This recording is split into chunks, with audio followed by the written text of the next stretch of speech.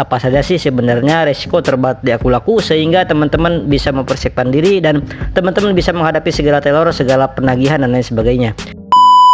Nah, jika teman-teman saat ini masih ada tanggungan atau tunggakan ataupun tagihan di Akulaku yang menyebabkan teman-teman telat bayar di Akulaku atau gagal bayar di Akulaku, yang pertama, jika teman-teman telat bayar atau gagal bayar di Akulaku, pasti ada konsekuensinya, yaitu denda ya teman-teman, baik produk pinjaman pay letter ataupun pinjaman tunai, yaitu seperti dana cicil.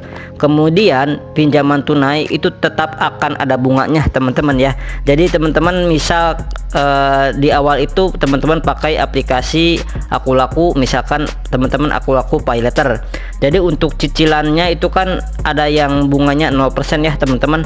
Nah, itu teman-teman tetap akan dikenakan denda jika teman-teman terlambat membayarnya. Itu sudah pasti ada dan ada nilai maksimumnya. Jadi jika teman-teman itu mungkin hutangnya 2 juta, jadi 20 juta itu enggak ya teman-teman, tapi maksimal itu menjadi 4 juta, jadi 100% dari pokok pinjaman. Nah, untuk masalah denda, jadi teman-teman ada perhitungannya sendiri-sendiri ya teman-teman. Ketika teman-teman itu sedang galbay, di mana telat bayar atau gagal bayar pay letter ataupun dana cicil ataupun dana tunai, biasanya jadi intinya denda itu sudah pasti ada. Tapi di sini yang perlu teman-teman perhatikan adalah nggak bakal denda teman-teman itu berkali-kali lipat ya, seperti itu ya. Jadi teman-teman nggak usah khawatir. Kemudian yang kedua, teman-teman akan masuk ke daftar hitam Akulaku. Jadi maksudnya daftar hitam itu apa sih?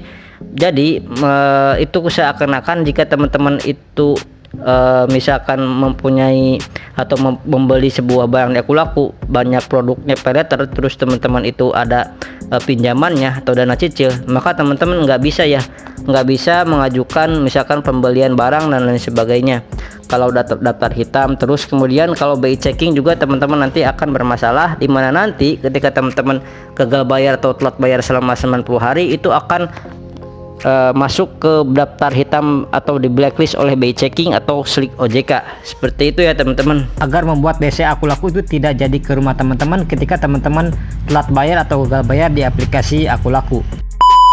Ini sedikit tips dan trik untuk teman-teman yang gagal bayar di pinjaman online Akulaku, karena ciri khas dari DC Akulaku atau DC pinjol-pinjol lain, kalau mau datang ke rumah itu mereka itu nggak pernah info-info ya teman-teman. Jadi nggak pernah nge-WA, nggak pernah misalkan saya akan datang ke rumah bapak atau ibu nanti sore, itu enggak ya teman-teman. Seringnya mereka itu tiba-tiba aja nongol di depan rumah teman-teman.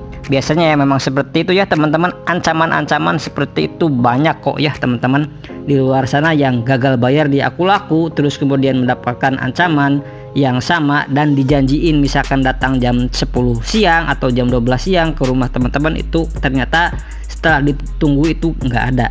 Nah, untuk teman-teman yang mempunyai pengalaman ditagih DC di Akulaku, silahkan teman-teman sharing-sharing informasinya di kolom komentar ya teman-teman.